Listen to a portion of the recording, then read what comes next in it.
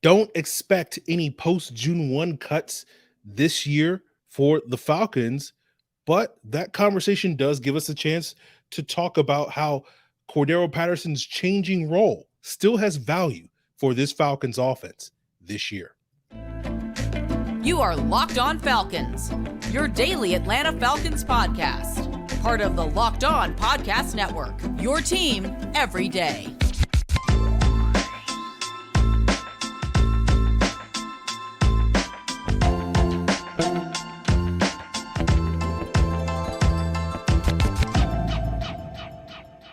So, guys, you know me. I'm Aaron Freeman, aka Mr. Drew, aka Sirius Black, and the very humble host of this illustrious Locked On Falcons podcast, your daily Atlanta Falcons podcast, part of the Locked On Sports Atlanta podcast family, your team every day. And we thank everyone that makes this illustrious podcast their first listen each and every day. Follow in their footsteps by subscribing or following for free on YouTube or wherever you listen to podcasts.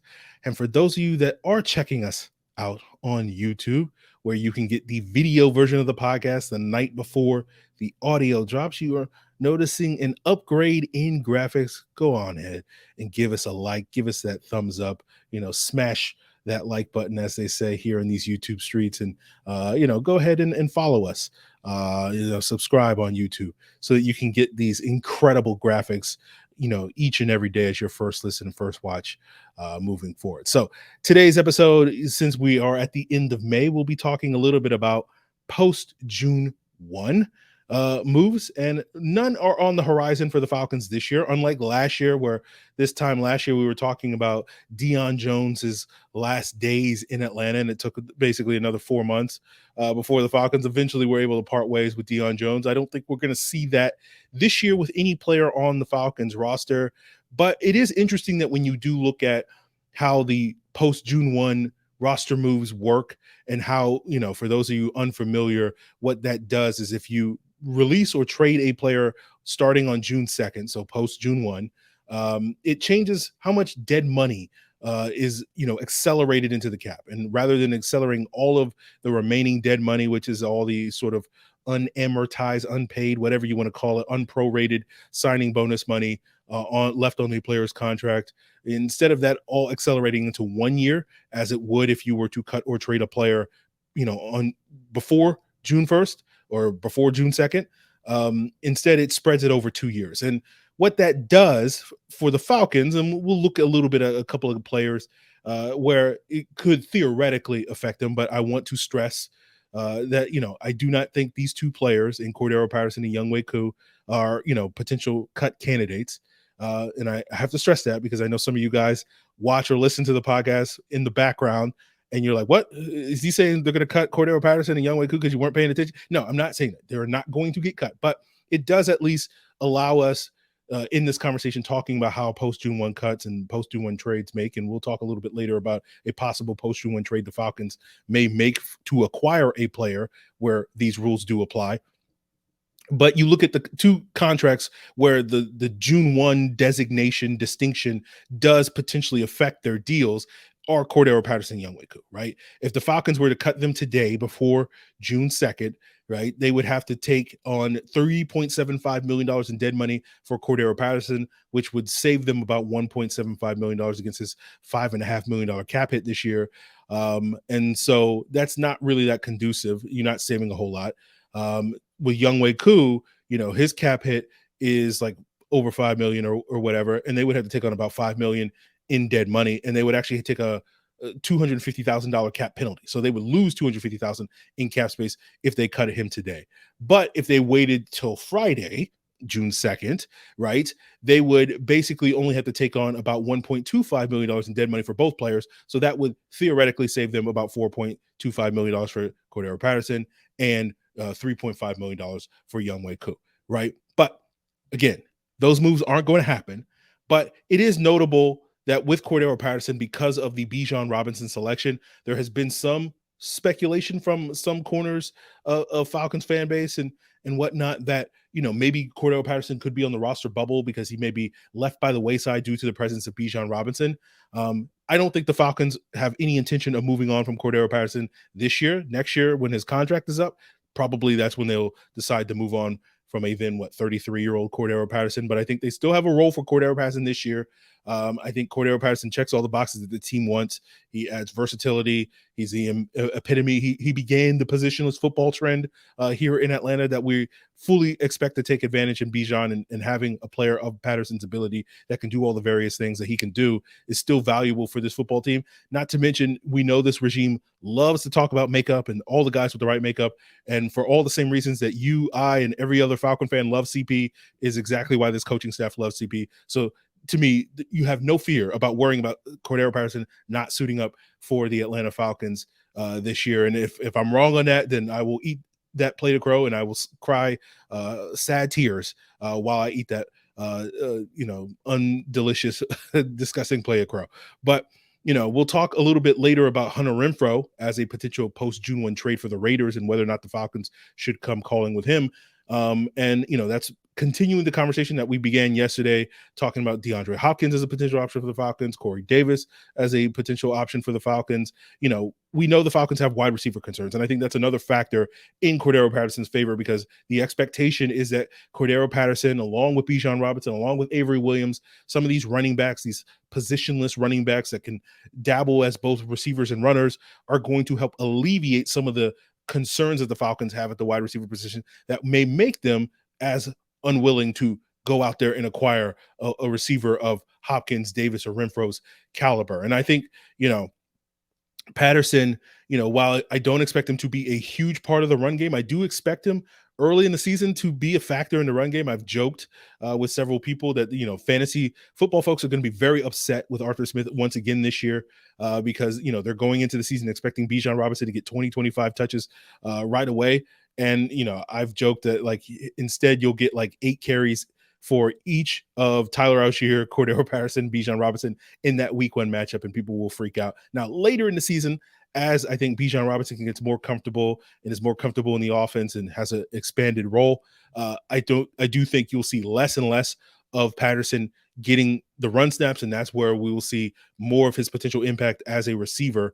But I do think early in the season, Patterson will be part of the Falcons' plans moving forward. And so eventually maybe phased out as we get to the end of the season, which will then allow the Falcons, in the offseason after Patterson's a free agent, to basically say, okay, maybe it's time for us to move on from Cordero Patterson. Or maybe they decide, let's run it back one more time with Cordero Patterson, in part due to, his value in addition to not only being a running back and a wide receiver, but also as a kick returner. And I'm expecting that we'll see more of Patterson back on returning kicks after, the success he had. Hopefully he can expand his grip on that record for most, touchdowns, return touchdowns in the league that he set last year against the Bears.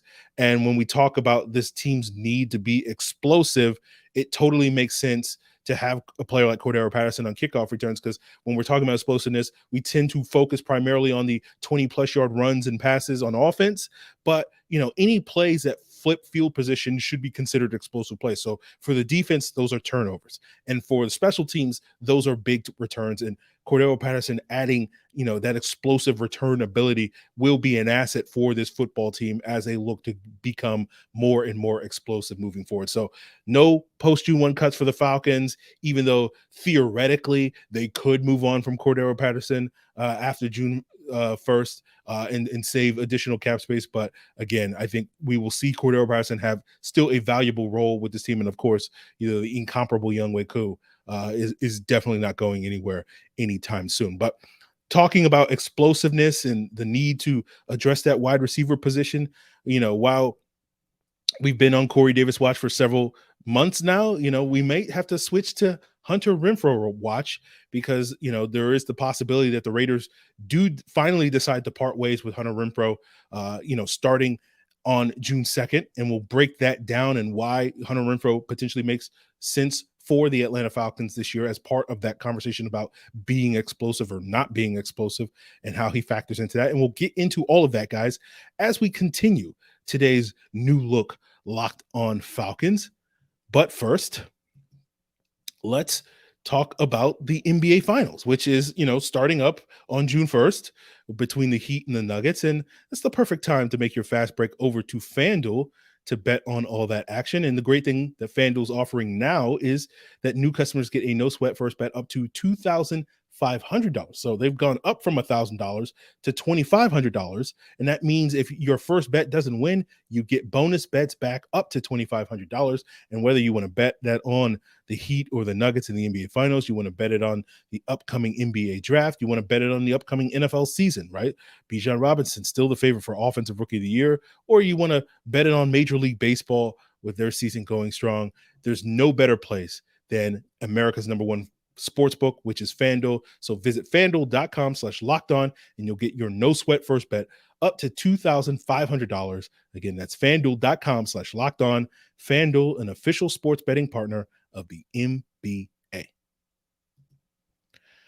So, guys, let's talk a little bit about Hunter Renfrow. And there's been rampant speculation basically since like January that Hunter Renfrow could be on the trade block for the Raiders. And, some people have pushed back against this and said, oh, well, they just gave Hunter Renfrow a new contract. Well, they just gave Derek Carr a new contract and Darren Waller a new contract, and they moved on from those guys this past offseason. So why not move on from Hunter Renfrow? And then you couple that with the money that the Raiders spent this offseason on Jacoby Myers. They also drafted Trey Tucker, Desmond Ritter's former teammate at Cincinnati in the third round. Both of those guys have been known to thrive in the slot, similar to Hunter Renfrow. And so it does seem clear that Hunter Renfrow is no longer in the Raiders' long-term plans. And it perfectly makes sense for the Raiders, even if they haven't traded him up to this point, to basically have been waiting till June 2nd or later this summer to trade Hunter Renfrow, because if they wait until, let's say, Friday to trade Hunter Renfrow, instead of carrying a $7.3 million dead money hit on had they traded him, last week, instead, they'd only have to carry about $1.8 million in dead money this season. And the remaining $5.5 million, this is the way that the post-June 1 stuff works, gets pushed off to the 2024 in dead money. So, I think it makes total sense for the Raiders to have played, patiently and be looking to move on from Hunter Renfrow this summer if the right offer comes in. But it really just depends on the right offer, because I don't think the Raiders are going to just give Hunter Renfrow Ray like we've seen with other wide receiver trades like Allen Robinson, where the Rams were just basically like, we just got to dump this contract and we will take anything for him, which is basically like a 7th round pick, which is like Mr. Irrelevant for him at this point in time. But in note of the Hunter Renfrow trade, Silver and Black Pride, the SB Nation website for the Las Vegas Raiders, listed a bunch of potential trade teams, destinations for Hunter Renfrow, and the Falcons were listed among those teams. And they listed a number of potential trade options that the Falcons could send to Las Vegas in exchange for Hunter Renfrow. And those include Michael Walker, Eddie Goldman, the Falcons' 2024 third-round pick, their 2024 fourth-round pick, the conditional pick that they got in 2024 from the Jaguars that is currently a fourth-round pick but could turn into a second-round pick depending on how Calvin Ridley performs this year, as well as the Falcons' 2024 fifth-round pick. Now, what Silver and Black Pride, they weren't saying that the Falcons would give all this up for Hunter Renfrow, but basically the Raiders, one of these options or maybe two of these options would be worthwhile for the Raiders to trade Hunter Renfrow for. And, that's in part Walker and Goldman are listed because the Raiders are thin at linebacker and D-tackle at this position. I don't see either one of those players getting traded, even if the Falcons are looking to move on from Michael Walker, and this is probably going to be his last year in Atlanta, so it would make sense to get something for him. But I think the Falcons are too thin at the depth position at linebacker to part ways with Michael Walker at this point in time. With Eddie Goldman, they could afford to move on from Eddie Goldman, but just given Eddie Goldman's questionable commitment to football, I don't know if the Raiders would be willing to trade for a player that is basically, potentially 1 foot out the door, retiring, coming back or whatever. So I don't see either one of those options being trade options. So if the Falcons were to trade for Hunter Renfrow, I think one of these mid-round draft picks makes total sense. I don't think the Falcons would give up the conditional pick that they got from the Jaguars. So maybe their other 4th-round pick, maybe the 5th-round pick makes total sense. You look at some previous trades, the Raiders got a 3rd-round pick for Darren Waller. I imagine that's what they would like to get for Hunter Renfrow. We'll see if they can get that. You look at other trades like Elijah Moore, who was traded from the Jets to the Browns, and he was traded for basically, they exchanged like 2nd and 3rd round picks. So it was basically the equivalent of an early 3rd round pick when you look at the various trade value charts in terms of what, Cleveland gave up in that trade. And then you look at the Brandon Cooks trade to Dallas, where he got traded for a 5th round pick in this past year's draft and a 6th round pick in next year's draft. So a 5th and some change. And so if you figure, okay, and Brandon Cook's a little bit older than Hunter Renfrow, but Elijah Moore's a little bit younger than Hunter Renfrow, sort of sandwich. If Moore is a 3rd round pick and Cooks is a 5th round pick, and that seems to settle in. Hunter Renfrow may be a 4th round pick or maybe a 5th round pick and some change, like the Brandon Cooks trade. And why would the Falcons trade for Hunter Renfrow? Obviously, they do need help at the wide receiver position. But one of the things I do plan to touch upon probably early next week on the podcast is, the diving deeper into the idea that the Falcons are trying to be this explosive offense. We've already heard Desmond Ridder talk to the media about their goal is to be explosive, and we're hoping that Drake London and Kyle Pitts and Bijan Robinson can all help this Falcon team go from, bottom of the league in terms of explosive plays, certainly in the air, to top of the league in that regard. But I've seen some stats recently that suggest to me that maybe the Falcons may not necessarily be as explosive as we would like them to be, that at least this is one of the areas where, despite all my optimism I've expressed about the Falcons, this is one of the areas where I'm probably most skeptical about the Falcons making massive gains in terms of their explosiveness. I think they'll make some gains, but I don't know if they're going to be in the upper half of the league when it comes to explosiveness. I'm hopeful, but, I still express some skepticism. And because of that, if the Falcons are not as explosive as I would like them to be and the rest of us would like them to be, they're going to be one of these teams that has a lot of methodical, long drives. And in order to execute those types of drives, you need to be able to move the chains reliably on 3rd downs.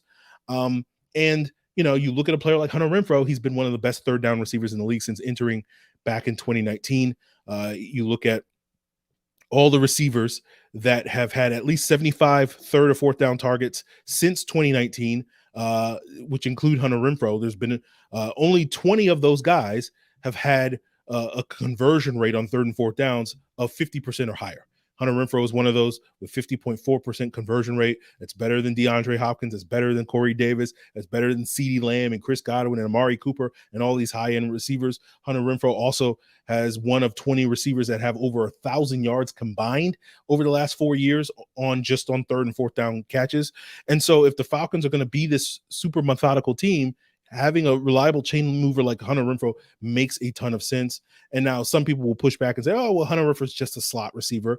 And I sit here and I go, if it's 3rd and 6, you don't really care where a guy lines up. All that really matters is, can you get open and can you move the chains? And slot, outside receiver, none of that is really that consequential. And we've seen the Raiders have a lot of success using Hunter Renfrow out of bunch formations, right? 3-by-1 sets and putting him on the 3 receiver side. And that gives him a free release. And then that allows his route running ability to really excel because of that free release that he's going to get. And we've seen the Falcons certainly dabble in bunch formations in those 3-by-1 sets, especially in 2021, to compensate for the lack of having high-end receivers, besides Kyle Pitts and Russell Gage for most of that season. So I could see the Falcons doing the exact same thing with Hunter Renfrow that they did in 2021 with Russell Gage in a lot of ways as that reliable 3rd down receiver, in addition to what Pitts and London and all the other playmakers they have. So, to me, the interesting thing about Hunter Renfrow is another team that is in the race for Hunter Renfrow that was mentioned by Silver and Black Pride as a target is New Orleans. The Lions, the Vikings, the Colts were other teams that mentioned in that article. But to me, the Saints are the most team that you have to worry the most about landing Hunter Renfrow, in part due to, I feel like he has a clear-cut role in New Orleans that he may not necessarily have in some of those other cities that were mentioned in the article. And it's kind of similar to the dynamic between that you hear various rumors and speculation that goes on between the Buffalo Bills and Kansas City Chiefs with DeAndre Hopkins. Like, both teams want Hopkins, but they're not going to necessarily bend over backwards, but they especially don't want the other one to get DeAndre Hopkins. So the Chiefs are like, yeah, we want DeAndre Hopkins, but we definitely don't want Buffalo to get him. And it may be worth it for us to sign DeAndre Hopkins just so Buffalo doesn't get him. And I feel like it's kind of a similar dynamic between the Falcons and Saints with Hunter Renfrow. It's like, yeah, we want Hunter Renfrow. He will definitely help our football team out, but we definitely do not want the Saints to go out there and get Hunter Renfrow. That will definitely be much more of a problem for us than not landing Hunter Renfrow. So that may be something to keep an eye on. So we'll see if the Raiders wind up moving him. Certainly you can understand that the Raiders still see value for him. Again, they're not going to necessarily just give him away or anything like that. So we'll see if a trade develops over the course of the coming weeks with Hunter Renfrow, but certainly now that we are heading into June, it does make more financial sense for the Raiders to move on from Hunter Renfrow. And I certainly think it's at least worth a phone call for the Falcons to sort of see, like, what are we really talking about with Hunter Renfrow? Could we get him for a fifth and some change or something like that? And I think that would be well worth it in a similar fashion to some of the trades that the Falcons have already made this offseason, like Jeff Okudah. But speaking of trades that the Falcons have already made this offseason, there's another position besides wide receiver that the Falcons need help at. That's the swing tackle position. And they may be looking to make another trade with another team like the Miami Dolphins later this summer. And we'll break that down as we continue today's Locked On Falcons. But before we get there, I do want to give a shout out to all my everydayers that make this podcast their first listen each and every day, of course, on YouTube or wherever you listen to audio podcasts. But for those of you that are going to be making us your first listen tomorrow, you can expect to hear my breakdown of Zach Harrison. I finished the film of the Falcons' third-round draft pick, and I will break down my thoughts on what Zach Harrison can be in Atlanta and in the NFL on tomorrow's episode as your first listen. So, wrapping up today's Locked On Falcons, as I have watched so much Zach Harrison film over the last couple of days, and another player on that Ohio State defense, and Tommy Eichenberg, has made a ton of tackles. He'll be one of the top linebackers in the 2024 draft. But you watch all these games and, they talk about Tommy Eichenberg and they mention, Tommy Eichenberg's older brother, Liam, plays offensive line for the Miami Dolphins. And, as you're kind of bored watching Zach Harrison film, no spoiler alerts on how that makes me feel, but you just tend to get bored. You start, like, your mind starts to wander. And I'm like, what if Liam Eichenberg and Tommy Eichenberg were on the same team? And then that starts me thinking about the Miami Dolphins offensive line situation, because Liam Eichenberg and Austin Jackson haven't quite lived up to the expectations. They just signed Isaiah Wynn, a player that I've always liked. And so I just start going down the rabbit hole, right? Start doing more research. And I'm start thinking, like, what, with the addition of Isaiah Wynn, does that mean that a player like Liam Eichenberg or Austin Jackson could be traded to the Atlanta Falcons should they lose a competition to Isaiah Wynn for one of those starting left guard position where Eichenberg is penciled at the top of the depth chart, right tackle where Austin Jackson is penciled at the top of the depth chart? Could that lead to one of these guys being shopped later this offseason, and maybe the Falcons could pounce on one of those guys to solve their swing tackle needs? And going down the rabbit hole, looking at Locked On Dolphins with Kyle Krabs, and he's breaking down the Isaiah Wynn signing. He's talking about how Wynn could push either one of those guys at either one of those spots. But he also says that it's likely that regardless of how those competitions play out this summer, all three of those guys are likely to be kept on the roster. And that initially pours cold water on this thought process. But then I start doing, again, more research, and I'm looking at the rest of the Dolphins tackles, and maybe Wynn signing moves all those guys. And I'm looking at Geron Christian. I'm looking at Kendall Lamb. I'm looking at Cedric Aboyhe. And I'm noticing, not only all these guys have way more experience than any of the Falcons' current options at swing tackle, where right now the front runner, I think, is Joshua Miles, who's played 19 career snaps in the regular season at offensive tackle. Barry Wesley, who the Falcons just picked up from the XFL, had a very good year according to PFF, but has never played in the NFL. Tyler Vrabel, who played, who spent all last year on the practice squad after a kind of underwhelming summer. And Ethan Greenidge, who the Falcons picked up, who has the versatility to play 4 out of 5 positions, but only has 47 career regular season snaps at the tackle position. And I sit here and I go, like, every single one of these Dolphins offensive tackles at the very least has started 20 plus games at tackle in the NFL, let alone only play 20 snaps at the tackle position. And so, like, the Falcons' current group doesn't inspire a ton of confidence. And I look at all these Dolphins offensive tackles as potential upgrades over any of these guys. And I start noticing the coaching connections that these players have, because we know this coaching staff loves, these coaching connections and the players with the right makeup. And, if they have experience with these players, they might target a guy if they have the right makeup, all that stuff and more. You got Geron Christian, who was drafted by Washington a couple of years ago, but, who was running their draft board when Geron Christian was drafted. Kyle Smith, who's currently essentially the assistant GM here in Atlanta. You have Kendall Lamb, who I've had my eye on for a couple of years now, because Kendall Lamb played at App State, and his position coach at App State was none other than the Falcons' current offensive line coach, Dwayne Ledford. And then you have Cedric Aboyhe, who doesn't really have a coaching connection, but similar to Germain Ifedi, who the Falcons just cut, opening the door for this offensive tackle competition, was a college teammate at Texas A&M of Jake Matthews, right?